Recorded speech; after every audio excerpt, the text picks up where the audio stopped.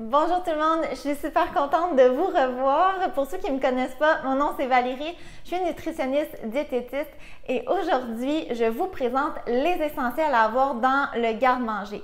Donc je me suis concentrée sur des aliments multi-usages, santé, économiques que je considère essentiels dans mon garde-manger, puis évidemment qui se conservent sur tablette pendant longtemps avant l'ouverture.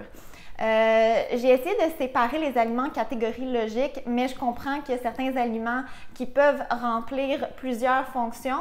Et aussi, pour rester dans des temps raisonnables, j'ai décidé de séparer la vidéo en deux parties. Aujourd'hui va être la première et abonnez-vous à ma chaîne pour ne pas manquer la suite très bientôt. Sans plus tarder, on commence avec ma première catégorie, les protéines. Et je vais commencer avec les légumineuses en conserve. Mon dépanneur par excellence parce qu'elles coûtent presque rien, ne requièrent pas de cuisson, sont super nutritives et très polyvalentes aussi. Puis à l'épicerie, vous pouvez vraiment trouver une belle gamme de légumineuses en conserve. Je vous en donne quelques exemples. On a les haricots noirs, les haricots blancs, les haricots rouges, les lentilles, les haricots pinto, les flageolets, les pois chiches, les lupins. Vraiment là, je vous encourage de varier, mais celles que vous allez définitivement toujours retrouver dans mon garde-manger, c'est les pois chiches. Vraiment pour leur côté polyvalent parce que on peut les utiliser dans les salades, les soupes, les mijoter, les sauter, mais je vais aussi les utiliser en garniture à sandwich. Je vais simplement les écraser avec d'autres ingrédients pour ajouter de la saveur et c'est vraiment délicieux, ou même sur des craquelins. On peut faire aussi des tartinades. Vous connaissez probablement le populaire hummus qui est un mélange de pois chiches et de tahini. Je vais aussi les utiliser et c'est probablement la meilleure façon que j'aime les employés, rôtis au four, et là ils vont devenir croustillants et on peut faire des beaux bols repas avec ça ou même en collation. C'est vraiment délicieux et je vais même les utiliser dans des desserts. Dernièrement, j'ai fait des blondie avec patates douces et pois chiches et c'était vraiment super bon. On peut faire aussi des croquettes. Vous connaissez probablement les falafels, mais il y a une multitude de croquettes qu'on peut faire ou des galettes qui sont vraiment super bon. Et finalement, on peut même utiliser le liquide de la conserve. Ça s'appelle aquafaba. Puis, ça s'utilise de la même façon que des blancs d'œufs montés en neige, donc dans vos meringues, dans vos mousses dessert. On peut aussi faire des mayonnaises à l'aide de ce liquide-là. Donc, c'est vraiment une conserve qui peut aller très loin. Un autre de mes coups de cœur, c'est définitivement les lupins parce que je trouve que les lupins se distinguent des autres légumineuses. La texture est moins farineuse puis plus ferme que les autres légumineuses. Donc, les gens qui n'aiment pas les légumineuses vont peut-être apprécier les lupins. Et sur le plan nutritionnel, la teneur en protéines est plus élevée que les autres légumineuses que j'ai présentées jusqu'à maintenant. Le seul hic, je vous dirais, c'est que parfois la teneur en sodium peut être élevée, surtout celles qui sont sous forme de saumure. Donc vraiment, vous assurez de les rincer abondamment. Puis vous allez les cuisiner comme les autres légumineuses, mais souvent elles sont apprêtées en apéro au même titre que les olives avec un filet d'huile d'olive et quelques assaisonnements et c'est vraiment délicieux. La peau est un peu plus coriace, donc si vous préférez, vous pouvez la retirer, simplement craquer un peu dans le lupin et vous allez voir que la peau s'enlève facilement par la suite. Je tiens aussi à préciser que les lupins, c'est une légumineuse qui entre dans la même famille de végétales que les arachides. Donc, on se rend compte que les personnes qui ont une allergie aux arachides sont plus susceptibles d'être allergiques également aux lupins. Donc, simplement, par prudence, allez vous référer à votre allergologue avant d'en consommer. Puis, règle générale aussi, au rayon des légumineuses, je vous encourage de vraiment bien rincer vos conserves pour réduire la teneur en sodium et aussi faciliter la digestion. Et sachez qu'il existe aussi plusieurs conserves sans sel ajouté qui peut être une option très intéressante. Même si j'adore l'aspect prêt à manger des légumineuses en conserve, j'ai toujours des options sous forme sèche pour préparer mes plats préférés à une fraction du coût. La majorité des légumineuses sèches demandent d'être tremper au préalable. Donc, on commence par trier et s'assurer d'enlever les légumineuses abîmées ou les intrus qui pourraient se retrouver dans votre sac. Ensuite, vous les faites tremper dans 3 fois leur volume d'eau pendant la nuit ou environ 12 heures. Et le lendemain, vous jetez cette eau-là, vous rincez bien vos légumineuses, puis là, vous les faites cuire selon le temps demandé sur l'emballage.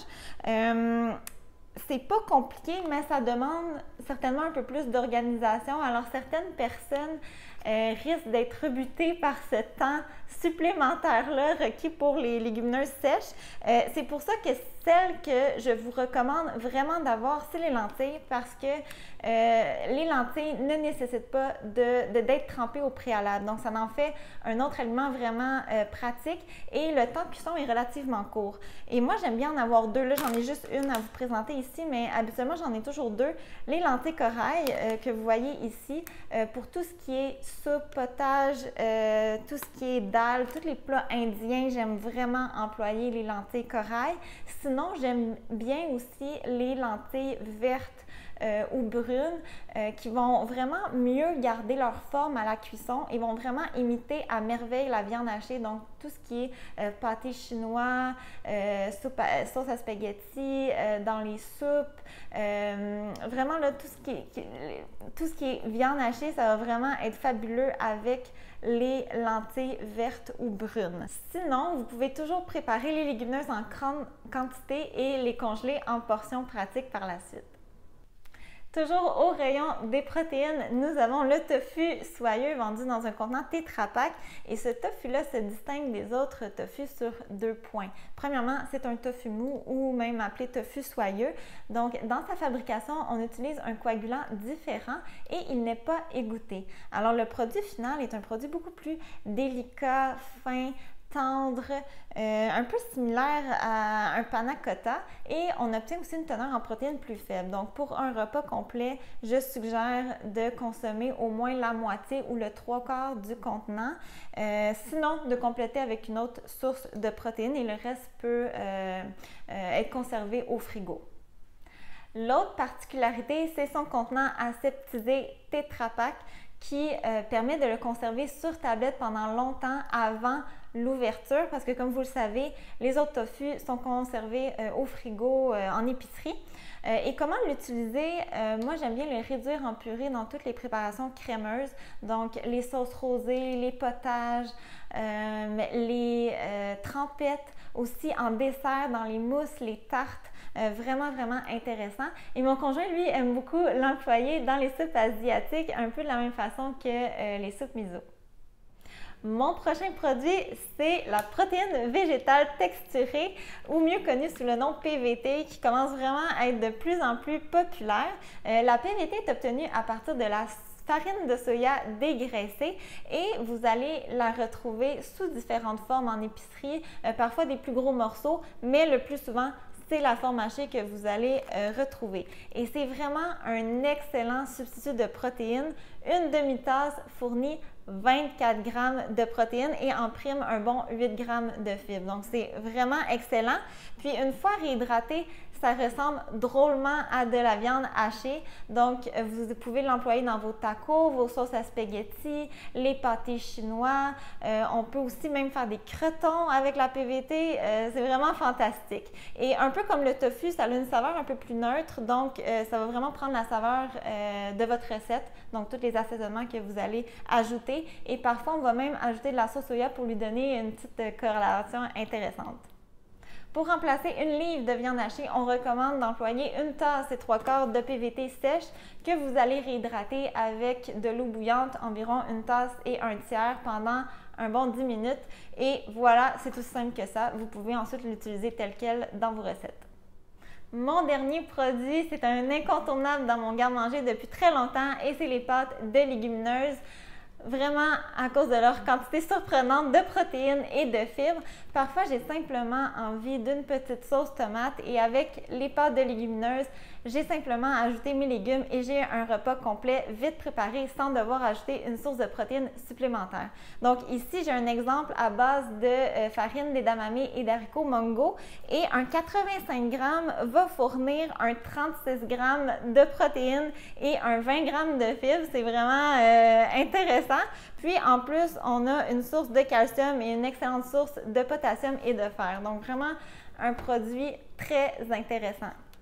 Côté goût et texture, attendez-vous par contre à un produit quand même différent des pâtes de blé conventionnelles, mais personnellement avec une bonne sauce pesto aux légumes ou encore même un sauté asiatique, je trouve que ça s'apprête vraiment très bien. Et oui, les pâtes coûtent quand même plus cher, mais n'oubliez pas qu'elles jouent également le rôle de protéines.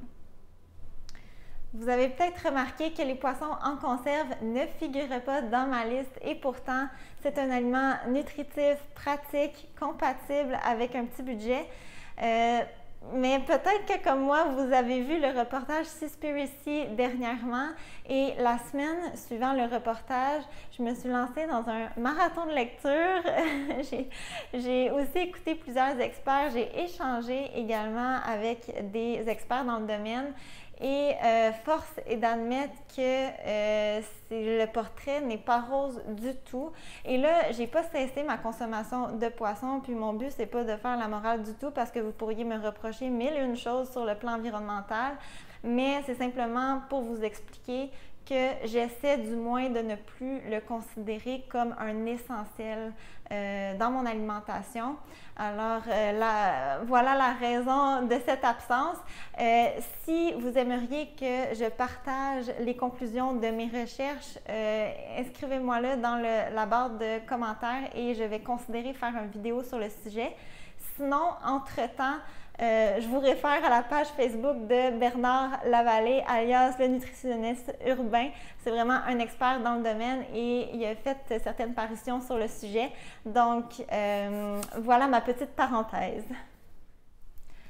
Catégorie numéro 2, évidemment, c'est les tomates en conserve. C'est un must dans le garde-manger et je vous suggère d'avoir une grosse conserve de tomates, soit entière, en dés ou broyée. Moi, j'aime bien habituellement aller vers la tomate entière parce qu'ensuite, je peux la transformer comme je veux. Ensuite, évidemment, il vous faut une pâte de tomate. Et les deux prochains produits moins essentiels, mais j'adore les avoir sous la main, c'est d'abord les tomates cerises en conserve, un produit qui est un peu moins connu, mais pourquoi je les aime, c'est qu'elles conservent très bien leur forme à la cuisson et ça ne nécessite pas un temps de cuisson super élevé pour avoir un produit vraiment intéressant. Donc, j'aime beaucoup et le format est pratique également. Donc, je les utilise dans mes papillotes, je les utilise aussi beaucoup pour des sauces tomates vraiment express. Ensuite, l'autre produit que je n'ai pas parce que j'en ai en fait au congélateur, c'est du coulis de tomates ou qu'on appelle également passata et c'est un peu à mi-chemin entre le jus et la sauce tomate. Encore une fois, on peut avoir un produit vraiment intéressant sans cuire vraiment très longtemps.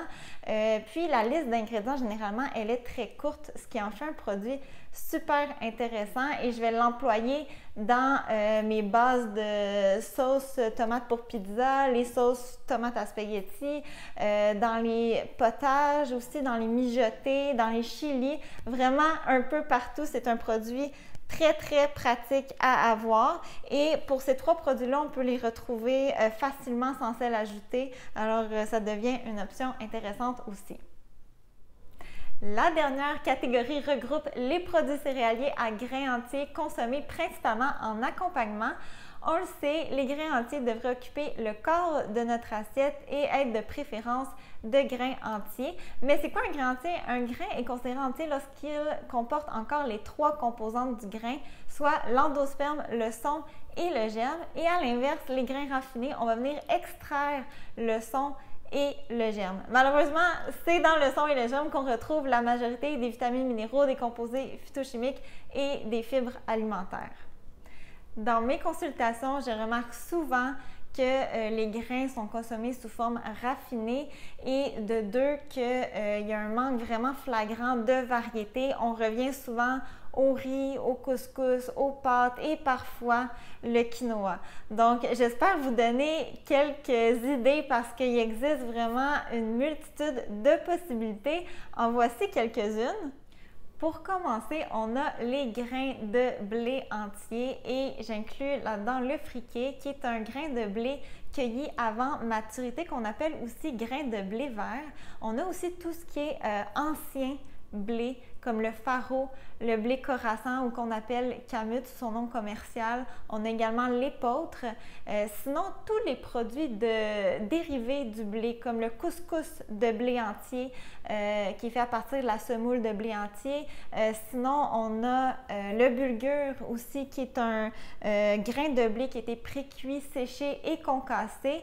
Et d'ailleurs, le couscous et le bulgur font vraiment de très bons taboulés. Et finalement, on a aussi les pâtes de blé à grains entiers qu'on connaît peut-être un peu plus. Prochain grain que j'aime beaucoup, c'est l'orge mondée. Contrairement à l'orge perlée, l'orge mondée a conservé son enveloppe de son, ce qui explique son temps de cuisson qui est quand même beaucoup plus élevé. Et l'orge mondée contient des fibres solubles connues pour avoir un impact positif sur le taux de cholestérol sanguin et la glycémie.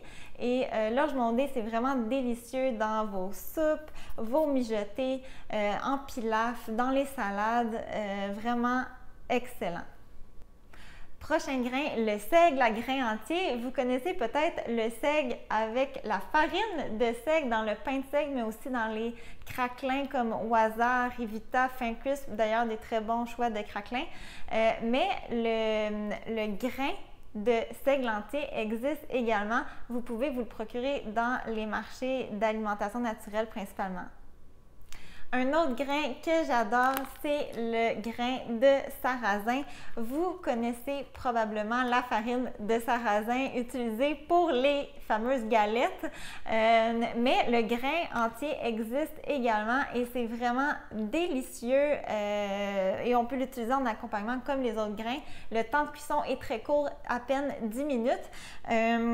Puis, vous pouvez aussi trouver en épicerie le kasha qui est la forme rôtie du grain de sarrasin. Sinon, les nouilles soba aussi qui est préparée à partir de la farine de sarrasin. Ensuite, un classique, le riz à grains entiers, évidemment, et j'inclus là-dedans le riz brun, le riz noir, le riz rouge et aussi le riz sauvage. Ensuite, on a aussi le quinoa qui est quand même de plus en plus connu de nos jours. Et un autre grain peut-être un peu moins connu, c'est le kaniwa, qui est très similaire au quinoa, mais qui est de plus petite taille, c'est vraiment minuscule et ça demeure croustillant à la fin de la cuisson, vraiment intéressant et je l'emploie de la même façon que le quinoa. Et fait intéressant, c'est que le kaniwa contient plus de fer et de fibres que le quinoa. Une autre possibilité que j'aime beaucoup, c'est l'amarante.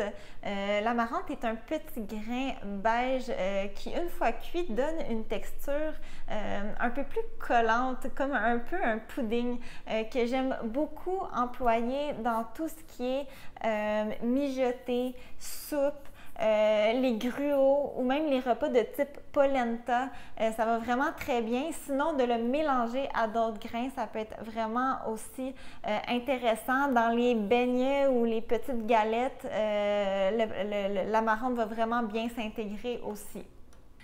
Ensuite, ma découverte des dernières années, c'est le teff. C'est un grain qui est minuscule, vous ne devez pas le renverser dans votre cuisine. Et c'est un grain qui est originaire d'Éthiopie. Puis une fois cuit, ça ressemble un peu à l'amarante dans le sens que c'est un peu collant, un peu pudding. Donc dans les mijotés, encore une fois, ça va être excellent dans les soupes. Vraiment, partout où vous utilisez l'amarante, on peut employer le teff.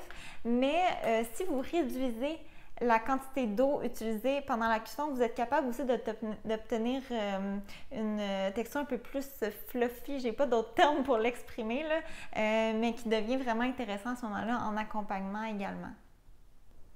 Ensuite, nous avons le millet que j'aime beaucoup et qui ressemble drôlement au couscous une fois cuit. Il existe aussi le sorgho qui est un autre petit grain originaire de l'Afrique qui est quand même plus long à cuire, par exemple un bon 55 minutes. Et finalement ici, j'ai les pâtes de grains entiers qui est un choix vraiment intéressant, beaucoup plus riche en fibres que les pâtes traditionnelles. Mais là, pas de souci si vous n'aimez pas les pâtes de grains entiers. Je sais que ça passe pas chez tout le monde. Je rappelle que l'objectif, c'est de manger la majorité de nos grains sous forme de grains entiers. Donc, s'il y a des grains raffinés par-ci, par-là, c'est pas la fin du monde. Et avec tous les exemples que je vous ai donnés, je pense que vous allez pouvoir trouver votre compte. Bon, maintenant, je ne m'attends pas à ce que vous conserviez tous ces grains-là à la fois dans votre garde-manger. Donc, mes recommandations pour votre garde-manger, c'est de conserver minimum 3 à 4 grains différents pour avoir une belle variété au courant de la semaine, de préférence de grains entiers. Sinon, pour augmenter votre variété, je vous donne le défi d'introduire un nouveau grain à chaque mois et de l'essayer sous différentes formes. Donc, en accompagnement, assaisonné avec des bouillons, des épices, des fines herbes, sinon dans vos légumes farcis, ça peut être dans vos soupes aussi, dans vos mijotés. Donc, essayez-le sous différentes formes, puis au fil du temps, là, au bout d'un an, vous allez avoir une belle variété de grains. Ensuite, parmi votre sélection, je vous conseille d'avoir au moins une option à cuisson rapide. Donc, par exemple, le couscous de blé entier est un peu difficile à battre. C'est un 5 minutes et c'est prêt. Mais sinon, le sarrasin est vraiment pas long, 10 minutes comme j'ai dit tantôt. Le bulgur, c'est pas long non plus. Le quinoa et le quinoa, c'est environ 15 minutes, 12-15 minutes. Le teff, un autre 15 minutes. L'amarante aussi, c'est un 20 minutes. Le millet, autour de 20 minutes également. Et le riz brun aussi, on parle d'un 20 minutes parce qu'il y a eu un traitement de chaleur qui raccourcit vraiment le temps de cuisson, là, environ 2 fois moins long que le riz brun régulier. Sinon, rappelez-vous que les grains se congèlent très bien. Donc, je vais souvent cuisiner une plus grande quantité de grains et congeler les restes en portions pratiques dans des contenants qui supportent bien la congélation et le micro-ondes. Et une fois que je suis prête à l'utilisation, je vais soit les faire décongeler au frigo ou tout simplement ajouter un filet d'eau et les décongeler directement au micro-ondes.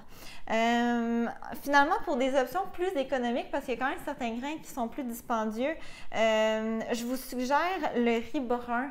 L'orge, c'est vraiment pas cher non plus. Le couscous de blé entier et le bulgur, le seigle, l'épeautre, le sarrasin, le millet, l'amarante, le sorgho. Puis là, après ça, ça commence à être plus dispendieux. N'oubliez pas, vous pouvez aussi faire des mélanges. Donc moi, je combine souvent des grains moins dispendieux avec des grains plus chers et je me fais des pilafs comme ça et c'est vraiment super bon. Et on obtient en même temps une belle variété de grains au même repas. Et voilà ce qui complète la partie 1 de mes essentiels du garde-manger. Je serais vraiment curieuse de savoir quels sont vos essentiels pour les catégories présentées. Sinon, je vous encourage encore une fois de vous abonner pour ne pas manquer la partie 2 qui va être présentée très bientôt. Sinon, je vous souhaite une excellente journée. Bye bye!